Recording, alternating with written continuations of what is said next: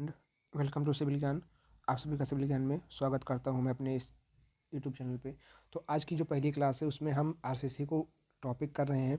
तो यहाँ पे आज हम करेंगे सिंगली रिइंफोर्स बीम। जैसे कि मैंने आपको प्रीवियस क्लास में सारा कुछ बता दिया था कि आपको किस तरीके से क्या चीज़ें पढ़नी है और हर एक टॉपिक को मैं किस तरीके से कवर करूँगा। तो आज की जो क्लास में हमारा रहेगा सिंगली रिइंफोर्स बीम एनालिसिस रहेगी और साथ ही आपको होमवर्क शीट दी जाएगी। तो आपकी जिम्मेदारी बनती है कि आप होमवर्क शीट को आंसर करो और आंसर कमेंट बॉक्स में हमको पिन करो कि ये हमारा आंसर आया है। उसको हम चेक करके आपको रिप्लाई देंगे। हर एक बच्चे का हम कमेंट बॉक्स पढ़ेंगे।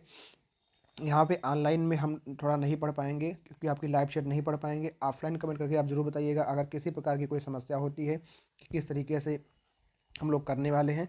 तो आपकी आज ये दूसरी क्लास है और लास्ट 35 डेज हम डेली आपके साथ बने रहेंगे और जो भी इम्पॉर्टेंट ऐसे टॉपिक रहेंगे उनको एक टॉपिक को पहले हम कराएंगे। हमारा तरीका क्या रहेगा कि पहले हम एक क्वेश्चन को उसी उसी उसी टॉपिक से रिलेटेड एक क्वेश्चन को कराएंगे और उससे 4 से 5 क्वेश्चन या 2 क्वेश्चन आपको होमवर्क पे देंगे सेम कंसेप्ट के ऊपर कि आपको खुद से घर पे प्रैक्टिस हो जाए। तो यहाँ पे आपको ये समझना होगा कि बीम से जो क्वेश्चन आपका आता है, बीम के चैप्टर से जो आपका क्वेश्चन आता है या तो आपका एनालिसिस से आता है या तो फिर आपका डिजाइन से आता है। ठीक है, तो आज की क्लास में हम लोग सबसे पहले एनालिसिस को देखेंगे कि एनालिसिस से क्वेश्चन कैसे आता है। तो यहाँ पे सबसे पहले आज हम देखेंगे लिमिट स्टेट मेथड को कि लिमिट स्टेट मेथड से ज़्यादा क्वेश्चन आने के चांस रहते हैं और कल की क्लास में हम लोग देख लेंगे WSM से। ठीक है, तो आज के लिए हमारा जो टारगेट रहेगा लिमिट स्टेट मेथड बीम, वो भी आपका एनालिसिस वाला क्वेश्चन। तो सबसे पहले हम लोग जान देते हैं कि एनालिसिस में हम लोग क्या चीज़ निकालनी पड़ती है। भैया एनालिसिस में आपको कभी कभी तो आपको केवल बताना होता है कि सेक्शन आपका कैसा है। जैसे आपने आरसीसी में पढ़ा होगा कि सेक्शन आपका जो है अंडर रीइंफोर्स सेक्शन होता है, अंडर रीइंफोर्स सेक्शन होता है, फिर आपका या ओवर रीइंफोर्स सेक्शन होता है या फिर आपका बैलेंस सेक्शन होता है। तो आप लोग देखते हो कि एक्सयू लेस देन, अगर एक्सयू लिमिटिंग है तो अंडर रीइंफोर्स सेक्शन, अगर एक्सयू ग्रेटर देन एक्सयू लिमिटिंग है तो आपका ओवर रीइंफोर्स सेक्शन, अगर एक्सयू बराबर एक्सयू लिमिटिंग आपका है तो बैलेंस सेक्शन होता है। तो ये इस तरीके से जो है आपका यहाँ पे सेक्शन को क्लासीफाई किया जाता है। तो कभी कभी तो एनालिसिस में यही पूछ लेता है कि कौन सा सेक्शन आपका है, पर मेंस में इससे ज़्यादा भी आपको पूछने की चांस रहते हैं, इससे भी ज़्यादा पूछता है।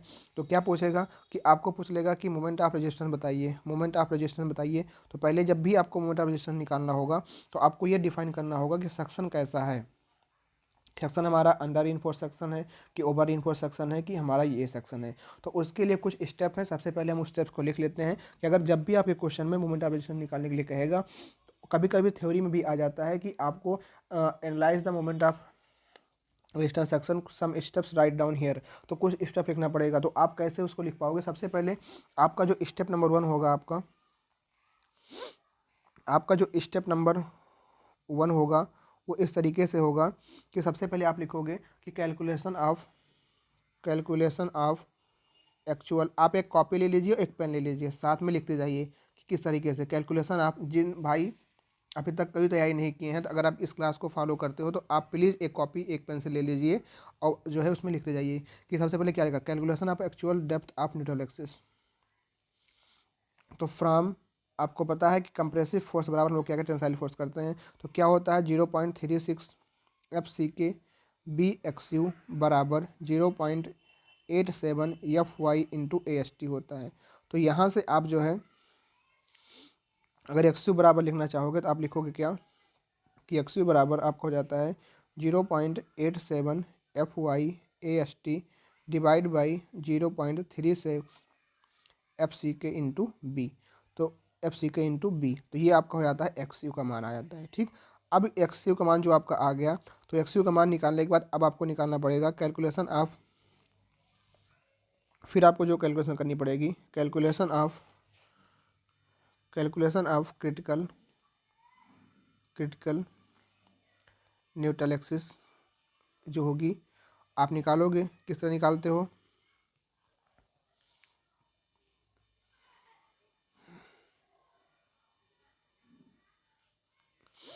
अगर मान लो अगर ग्रेड आपका एफ 250 होगा तो आप देखते हो कि एक्सी लिमिटिंग की जो वैल्यू आपकी होती है वो कितनी होती है, 0.53 टाइम्स ऑफ डी इफेक्टिव।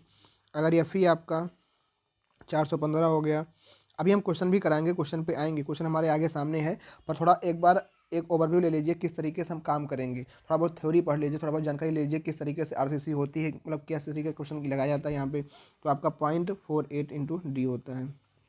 फिर अगर हम लोग FE 500 करते हैं तो यहाँ पे जो एक्सयू लिमिटिंग की जो वैल्यू आती है 0.46 टाइम ऑफ डी आती है। ठीक, तो इस तरीके से आपका हो जाता है।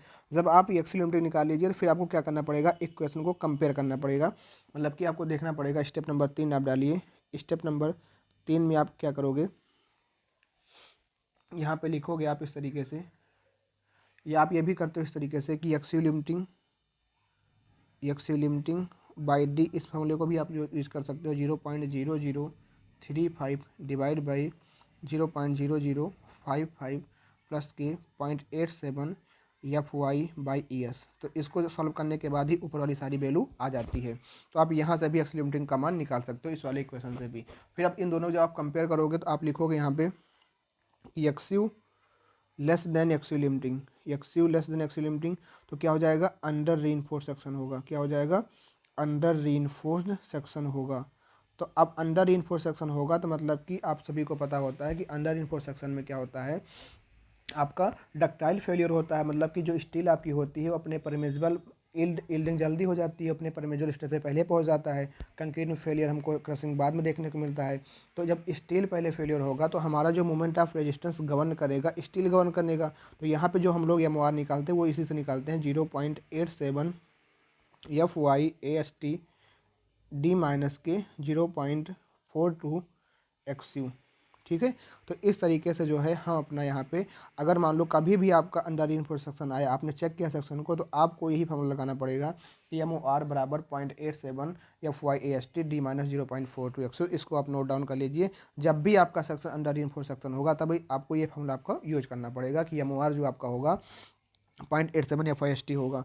अगर मान लो कभी कभी आपको एक्सयू का मान ग्रेटर देन एक्सयू लिमिटिंग देखने को मिल जाए, तो इस केस में क्या होगा, आपका ओवर रीइंफोर्स्ड सेक्शन होता है। तो ओवर रीइंफोर्स्ड सेक्शन के केस हम लोग कभी डिजाइन नहीं करते हैं, क्योंकि ओवर रीइंफोर्स्ड सेक्शन में क्या आपका हो जाता है, ब्रिटल फेलियर हो जाता है। तो उसको कहीं ना कहीं हम design as a balance section ही करते हैं। तो इस केस में जो अगर MOR निकालना पड़ेगा तो आप लिख दीजिएगा कि आपको MOR आपका जो हो जाएगा 0.36 FCK BXU limiting D minus के 0.42 XU लिमिटिंग।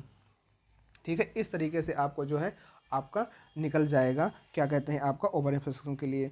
अगर मान लो कभी आपको बैलेंस सेक्शन के लिए कह दिया जाए कि आपका बैलेंस सेक्शन के लिए डिजाइन करो, कि बैलेंस सेक्शन के लिए आपका मोमेंट ऑफ रेजिस्टेंस क्या होगा, तो उसके लिए आप लगा सकते हो MOR बराबर आपका हो जाएगा 0.36 FCK, जहाँ पे XU रहेगा वहाँ पे आपका हो जाएगा XU limiting, XU limiting, XU limiting,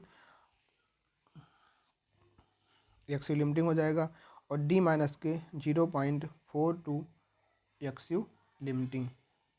तो इस तरीके से जो है आपका कहीं ना कहीं बैलेंस सेक्शन के लिए आप इस तरीके से डिजाइन कर सकते हो कि बैलेंस सेक्शन के लिए आप इस तरीके से अपना मान को निकाल सकते हो। ठीक है, तो इस बात को आप ध्यान रखिएगा। अगर मान लो और जो है कभी कभी ये फार्मूला आपको इस फॉर्म में भी देखने को मिलता है कि अगर मान लो बैलेंस सेक्शन के लिए अगर हमको MOR कैलकुलेशन करना हो, तो फिर चाहे अंडर रीइंफोर्स्ड सेक्शन हो या बैलेंस सेक्शन हो, तो आपको कभी कभी यहाँ पे एक मान डायरेक्ट और देखने को मिलता है। तो वो किस तरीके से रहता है उसको देख लीजिए। वो आपको मिलता है कि MOR बराबर 0.87 FY/AST D minus FY/AST divide by FCK into B. ठीक है, इस तरीके से भी आपको मान देखने को मिलता है। तो आप ये भी फॉर्मूला यूज़ कर सकते हो, कोई दिक्कत वाली बात नहीं है। तो हमने यहाँ पे जो चीज़ें बताई आपको क्लियरली समझ में आ गई होंगी। तो आप जो है इन 3 फार्मूले का यूज़ करके अपना MOR निकालते हो। पर ध्यान रखना कि जब भी आपका सेक्शन अगर मान लो अंडर रीइंफोर्स्ड सेक्शन हुआ, तो बस ये ध्यान रखना कि 0.87, क्योंकि स्टील का फेलियर हम लोग देखते हैं, ये फार्मूला हम लोग यूज करते हैं। अच्छा, कभी कभी आपको एरिया ऑफ स्टील निकालने के लिए कहता है, तो एरिया ऑफ स्टील निकालने के लिए ये फार्मूला याद रखना, एक अच्छा फार्मूला है, वहीं से डिराइव करके आता है FCK divide by 2FY 1 minus √1 - 4.6 MU FCK BD square और B इंटू आपका D। तो इस वाले सेक्शन से आप एरिया हिस्ट्री निकाल सकते हो। तो उम्मीद करता हूँ आपको ये समझ में आया होगा। अगर कहीं कोई दिक्कत हो तो आप कमेंट बॉक्स में ऑफलाइन कमेंट कर दीजिएगा, भैया हमको यहाँ पे दिक्कत है, हम आपको बता देंगे। तो अगर आपने ना लिखा हो तो इसका अगर स्क्रीनशॉट लेना चाहें तो आप स्क्रीनशॉट ले सकते हैं, ठीक है। और बाद में इसको नोट डाउन कर लीजिएगा कि हाँ हमको इस तरीके से क्या करना होगा, एनालाइज करना होगा अपने सेक्शन को। मान लो कभी एग्जाम में आ जाए कि भैया कुछ स्टेप लिखे, तो आप स्टेप भी उसको आप आसानी से लिख सकते हो, ठीक है। चलो, अब ये तो हो गया आपका थोड़ा बहुत उसके बारे में कि हाँ किस तरीके से आपका होता है। आगे बढ़ते हैं। पहला क्वेश्चन ही हमारा आपका है कि जो पहला क्वेश्चन आपका है तो क्वेश्चन को आप ध्यान से पढ़ना है और बताइए क्या कह रहा है क्वेश्चन में। क्वेश्चन जो आपका है, क्वेश्चन कुछ इस तरीके से है कि a singly reinforced beam having a with 250 mm is reinforced with 3 bar of diameter 16 mm diameter. Effective depth of जो आपको दे रखा है 400 mm EPM20 concrete NFE 415 HOSD bar and use computer section. तो ये सारी चीज़ें आपको दे रखी है। इस सारी डिटेल से आपको जो है गिवन लिखना होगा। उसके बाद फिर पूछा क्या है, वर्किंग मोमेंट ऑफ रेजिस्टेंस पूछा है, फिर आपको अल्टीमेट मोमेंट ऑफ रेजिस्टेंस पूछा है। तो वर्किंग मोमेंट ऑफ रेजिस्टेंस निकालना है, फिर आपको अल्टीमेट मोमेंट ऑफ रेजिस्टेंस निकालना है। तो थोड़ा बहुत एक दिमाग में सोचिए क्या करना होगा। जब भी आपको मोमेंट ऑफ रेजिस्टेंस निकालना होगा तो सबसे पहले देखो, वहाँ जब एग्जाम में बैठोगे ना तो स्टेप नहीं आते हैं। तो स्टेप क्या कर, जैसे भी आप सोचा करो, जब भी आप खाली बैठो सोचो कि अल्टीमेट मोमेंट ऑफ रेजिस्टेंस हमको निकालना होता है तो क्या करते हैं, सबसे पहले calculation of actual depth of neutral axis करते हैं फ्रॉम कंप्रेसिव फोर्स बराबर टेंसाइल फोर्स। जब हमारा एक्चुअल निकल आता है उस पर हम चेक करते हैं कि एक्चुअल लिमिटिंग का मान, मतलब कि हम लोग निकालते हैं लिमिटिंग डेप्थ निकालते हैं, एक्चुअल लिमिटिंग का मान, जो कि डिपेंड करता है ग्रेड ऑफ स्टील पे। अगर Fe 250 है 0.53D 0.48D 0.46D के अनुसार वो चलता रहता है। जब आप एक्सयू निकल जाए, एक्सयू लिमिटिंग निकल जाए, फिर दोनों को कंपेयर करो। अगर ये एक्सयू लेस देन एक्सयू लिमिटिंग है तो आपका अंडर इनफोर्स सेक्शन होगा, उसके लिए 0.87 FY EST D माइनस 0.42 एक्सयू लगा देंगे। अगर ओवर इनफोर्स सेक्शन होगा तो उसको हम लोग एज ए बैलेंस सेक्शन की तरह ही करेंगे। अगर वो अल्टीमेट, तो ये दो बातें होती हैं, ठीक है। तो अब यहाँ पे निकालना वर्किंग मोमेंट ऑफ रेजिस्टेंस। सबसे पहले आप मोमेंट ऑफ रेजिस्टेंस निकालो। वर्किंग मतलब क्या हो गया कि वहाँ फैक्टर ऑफ सेफ्टी को हमको हटाना पड़ेगा। फैक्टर ऑफ सेफ्टी कितना होता है आपका 1.5 लेते हैं, तो यहाँ पे 1.5 से आपको भाग करना होगा। तो जब आप क्योंकि वर्किंग में आपका 1.5 क्या कहते हैं, हाँ वर्किंग में होता है ना कि अल्टीमेट 1.5 फैक्टर से 1.5 से डिवाइड करते हैं जब फैक्टर निकालना होता है, लेकिन यहाँ वर्किंग निकालना है। तो पहले तो मोमेंट ऑफ रेजिस्टेंस निकालो, निकालने के बाद उसको 1.5 से आप भाग करो। चलो, सबसे पहले हम लोग यहाँ अपना क्वेश्चन हो गया, तो पहले यहाँ पे क्या लिखेंगे, गिवन। क्या लिखेंगे कि गिवन क्या क्या चीज़ें दी हैं। तो आप सबसे पहले एक सेक्शन बनाने की कोशिश करो, आपका ऐसे कुछ सेक्शन बन जाएगा, ठीक है। आप सेक्शन बना दिया करो तो उसमें आपको ज़्यादा लिखना नहीं पड़ेगा। तो ये आपको कितना है, 250 mm है। और यहाँ पे कितनी कह रहा है, 3 बार कह रहा है ना। देख लो, आप इस क्वेश्चन को जो है हमारे टेलीग्राम चैनल पे कमेंट बॉक्स में नीचे दिया हुआ है। क्लास स्टार्ट होने से पहले हम 10-20 मिनट पहले इस क्वेश्चन को अपने टेलीग्राम पे और जो है अपने व्हाट्सएप ग्रुप में सेंड कर देते हैं। अगर आप हमारे व्हाट्सएप ग्रुप से जुड़ना चाहते हैं और टेलीग्राम से ग्रुप जुड़ना चाहते हैं तो कमेंट के नीचे इस वीडियो की डिस्क्रिप्शन में या ये आपको जो है ऑफलाइन कमेंट के माध्यम से यहाँ पे लिंक मिल जाएगी, आप वहाँ से जुड़ सकते हैं ताकि इस क्वेश्चन को आपके पास पहले पहुँच सके, आप इसको नोट डाउन करके देख सको कि हाँ आखिर क्वेश्चन क्या है, फिर हम जो क्लास में आए तो आपको आसानी से समझ में आ जाए। तो ये क्वेश्चन आपने पढ़ ही लिया, चलो आज के लिए तो आप पढ़ लो कि हाँ ये क्वेश्चन ऐसे से है। अब करना क्या होगा, सबसे पहले गिवन, ठीक है। गिवन में आप क्या करोगे, तो यहाँ पर डाल दोगे हेडिंग ऐसे गिवन, कि गिवन में हमको क्या करना है। तो गिवन आप जो है एक डायग्राम बना लो, डायग्राम बनाने से आपको आसानी से हो जाता है सब कुछ कवर। तो आपने देखा कि यहाँ पे 3 बार जो दी है 16 mm की दी हुई है, तो यहाँ पे 16 mm की 3 बार आपको दे रखी है, ठीक है। 16 mm डायमीटर की बार की। और जो इफेक्टिव डेप्थ इसकी दे रखी है, कितनी इफेक्टिव डेप्थ आपकी जो रखी है वो 400 mm दे रखी है। कितना रखी हुई है, 400 mm ये दे रखी है, ठीक। और आपको ग्रेड तो पता ही है, ग्रेड आपको M20 दे रखा है और आपको FE 415 आपको ये स्टील का ग्रेड दे रखा है। तो चलो सबसे पहले हम लोग निकालते हैं, क्या निकालेंगे सबसे पहले हमारी जिम्मेदारी है कि हम निकालेंगे actual depth of neutral axis. Step 1 में लिखेंगे कि calculation of actual depth of neutral axis from compressive force बराबर टेंसाइल फोर्स। तो हो जाएगा 0.36 FCK BXU बराबर 0.87 FY इंटू AST, ठीक है। तो अब यहाँ लिखो, अब यहाँ लिखोगे क्या, 0.36 और FCK यहाँ पे क्या लिखोगे आप, FCK यहाँ पे आप रखोगे 20 और B का यहाँ रखोगे आप 250 और एक्स यू जहाँ पे आप क्या रखोगे, एक्स यू आपको निकालना ही है, बराबर आप रखोगे 0.87, एफ वाई आप रखोगे 415। अब देखो एरिया ऑफ स्टील, तो 16 mm फाई की 3 बार है, तो आपको याद होना चाहिए कि 16 mm फाई की एक बार का एरिया कितना होता है, तो एक बार का एरिया होता है 201। तो आपको कुछ चीज़ें याद होंगी ना, तो आप आसानी से आप ऐसे क्या करो कि एक कैलकुलेशन करके रख लो कि 8 mm बार का अगर होगा तो उसका एरिया फिर कितना 50 mm स्क्वायर होता है, 10 mm का होता है 78.5 स्क्वायर होता है, 12 mm का कितना 113 होता है, 16 का 201 होता है, 20 का 314 होता है, 25 का 490, 28 का 615, 32 का 804।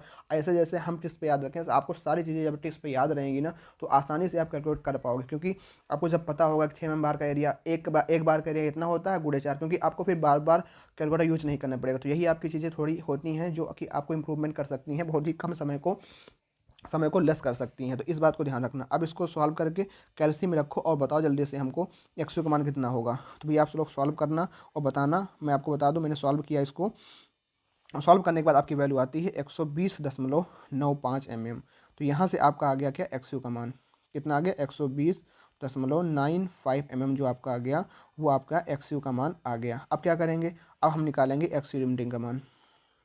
चलो ऊपर ऊपर चलते हैं, तो आप यहाँ लिखेंगे कैलकुलेशन ऑफ एक्स लिमिटिंग। तो आपको पता है ग्रेड कितना है फिर 415, तो उसके लिए कितना होता है 0.48D होता है।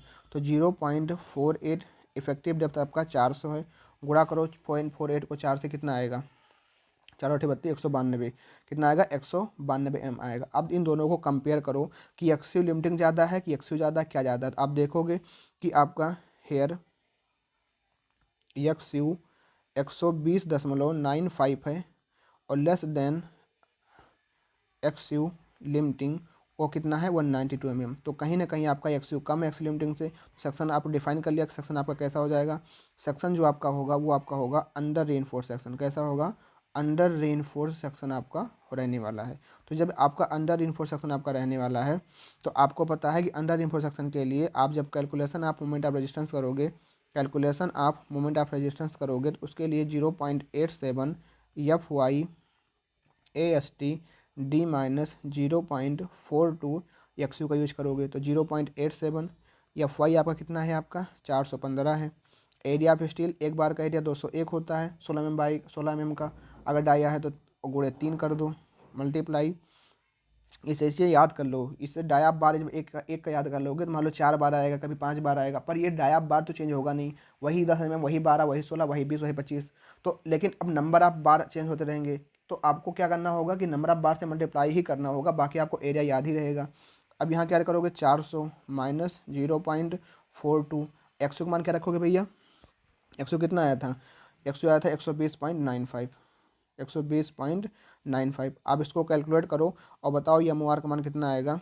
तो यहाँ से जो मोमेंट ऑफ रेजिस्टेंस का मान आपका निकल के आएगा, मोमेंट ऑफ रेजिस्टेंस बराबर 76.02 किलो न्यूटन मीटर आपका निकल के आएगा मोमेंट ऑफ रेजिस्टेंस आपका, इस तरीके से। पर क्वेश्चन में क्या कह रहा है, क्वेश्चन में कहता है वर्किंग मोमेंट ऑफ रेजिस्टेंस निकालो। तो अब यहाँ पे लिखोगे, यहाँ पे क्या लिखोगे, वर्किंग मोमेंट ऑफ रेजिस्टेंस, क्या लिखोगे, वर्किंग मोमेंट ऑफ रेजिस्टेंस निकालने के लिए तो जो आपका एम रहेगा उसको 1.5 से आप भाग दे दोगे, तो जो वैल्यू आपकी आ जाएगी 50.68 किलो न्यूटन मीटर, ये आपका हो जाएगा करेक्ट आंसर। तो आपको इस तरीके से आपको अपना जो है एम सेक्शन का निकालना पड़ेगा। अगर कोई क्वेश्चन देगा तो इतना लंबा प्रोसेस आपको जो है करना पड़ेगा, ठीक है।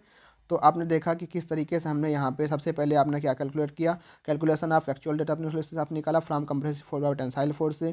फिर हमने एक्सियल लिमिटिंग निकाला, फिर एक्सियल लिमिटिंग निकालने के बाद फिर सेक्शन को चेक किया कि सेक्शन हमारा अंडर रेनफोर्स सेक्शन है या ओवर है। हमने देखा फिर अंडर है, अंडर के लिए फॉर्मूला लगाया, हमने इतना आ गया। फिर क्वेश्चन में हम देखते हैं, क्वेश्चन में हमने पूछा था वर्किंग, पूछा था क्या पूछा था, वर्किंग मोमेंट ऑफ रेजिस्टेंस। तो हम लोग क्या किया, फैक्टर ऑफ सेफ्टी से भाग कर दिया। तो अभी 15 नंबर का क्वेश्चन आपका 2014 में 2015 के आसपास ये क्वेश्चन आपका SSC PIQ में आया था। तो इस तरीके से क्वेश्चन आपके एग्जाम में आ सकते हैं, तो आप इसकी प्रैक्टिस कर लीजिएगा।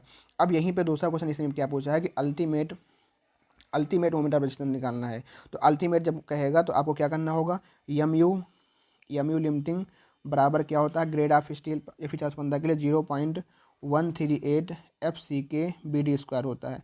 अगर यही 250 होता है 0.148 FCK बी डी स्क्वायर लगाते। अगर 500 होता 0.133 लगाते, पर यहाँ पे एफ ई कितना है, एफ ई 415 गेट है, तो उसके लिए होता है 0.138 एफ सी के बी डी स्क्वायर। तो कितना हो जाएगा आपका, ये आपका हो जाएगा भैया 0.138, एफ सी के मान 20, बी का मान 250, डेप्थ का मान 400, तो 400 का स्क्वायर, तो ये कितना आ जाएगा, ये लगभग आपका 110.04 किलोमीटर मीटर आएगा। तो आपको उम्मीद करता हूँ ये चीज़ें समझ में आई होगी। और इसी तरीक़ा से आपका एनालिसिस का क्वेश्चन आता है कि डिजाइन ऑफ बीम का एनालिसिस मोमेंट ऑफ का, इसी तरीके से आपका पूरा आता है, और कुछ भी इस तरह और इससे बाहर कुछ नहीं आता, ऐसे ही सेम आता है। तो आपको क्या करना होगा, इस प्रकार के क्वेश्चन अब जहाँ कहीं मिले, चाहे आपको प्रीवियस ईयर बुक में, चाहे कहीं किसी कोचिंग में, चाहे किसी प्रैक्टिस बुक से, जहाँ कहीं मिले, तो इस तरीके के जितने क्वेश्चन होंगे आप लगा के अपनी खूब प्रैक्टिस कर लीजिए। अगर आएगा तो 20 नंबर में क्वेश्चन आपका आता है, ठीक है। और मैं आपको यहाँ पे एक सीट दे रहा हूँ जिसकी आपकी जिम्मेदारी बनती है कि आपको इस सीट को करके आनी है। जैसे आप लोग कहते हो भैया कि हमको क्वेश्चन नहीं मिलता, होमवर्क सीट नहीं मिलती, तो मैं आपको होमवर्क सीट दे रहा हूँ। ये होमवर्क सीट आपको, पहला क्वेश्चन है, आपको सारा डायग्राम बना के दे रखा है, इसमें भी क्या आपको निकालना है, इसमें निकालना है आपको वही अल्टीमेट मोमेंट ऑफ रेजिस्टेंस निकालना है, ठीक। तो आपको कमेंट बॉक्स में इसको अपने कॉपी में सॉल्व करना है, सॉल्व करके कमेंट बॉक्स में ऑफलाइन कमेंट करके हमको बताना है इसका आंसर कितना आया। उसके बाद नेक्स्ट क्वेश्चन आपका है, ये नेक्स्ट क्वेश्चन में कुछ नहीं है, बस आपको प्रैक्टिस करने के लिए हमने यहाँ पे 3 क्वेश्चन बना दिया है कि हमने पूरा दे दिया M20 फिर 15, और उसके बाद हमने दे दिया कि आपको जो है 4 नंबर आप बार यूज की हैं 20 mm की, फिर आपको जो है 8 नंबर आप 20 यूज की 20 mm की, ठीक है। और आपको 8वां हमने दे दिया कि calculate MOR for the balance section and find the area of resistance. तो आपको एक ही केस के लिए हमने 3 क्वेश्चन इस प्रकार से दे दिए हैं। फिर अगला क्वेश्चन आपका है, क्वेश्चन नंबर 3 यहाँ पे, a beam of rectangular section 300 mm की है, वाइट आपकी 500 में इफेक्टिव डेप्थ है, प्रोवाइड किया गया 4 बार 20 mm का, और आपको डायमीटर 20 mm डायमीटर लगा, find the ultimate moment of resistance निकालना है। कमेंट करना आपको इसी यूट्यूब कमेंट में, हमको इसी वीडियो के नीचे हमको आपको कमेंट कर देना है। तो भैया आपको जल्दी से जो है आपको कमेंट करना है, बैलेंस सेक्शन के लिए आपको करना है, ठीक है, यहाँ पे निकालना है। तो आपको ये 3 क्वेश्चन हम होमवर्क में दे रहे हैं, तो अगर किसी प्रकार की कोई समस्या होती है तो आप ऑफलाइन कमेंट करके हमको देख सकते हैं। और ये क्वेश्चन की जो होमवर्क सीट है आपको हमारे टेलीग्राम चैनल, हमारे व्हाट्सएप ग्रुप लिंक सब कहीं मिल जाएगी। तो ये आपको इसी तरीके से हम लोग क्या करेंगे, डेली होमवर्क देंगे और सेम एक क्वेश्चन को उसी पैटर्न पर बताएंगे। तो बताइए कमेंट में कैसी लगी ये स्ट्रेटजी, और कैसा रहेगा आपके एग्जाम तक ऐसे हो जाए।